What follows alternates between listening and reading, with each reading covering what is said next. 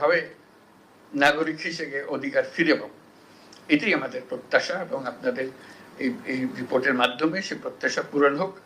আপনাদের এই রিপোর্টটা আমরা এখন সংস্কার কমিশনের রিপোর্ট হিসেবে জনগণের হাতে দিয়ে দেব এবং রাজনৈতিক দলের হাতে দিয়ে দেব, সিভিল সোসাইটি অর্গানাইজেশনের কাছে দিয়ে দেব, যাতে করে তারা একমত হতে পারে যে এগুলো করে ফেলা ভালো।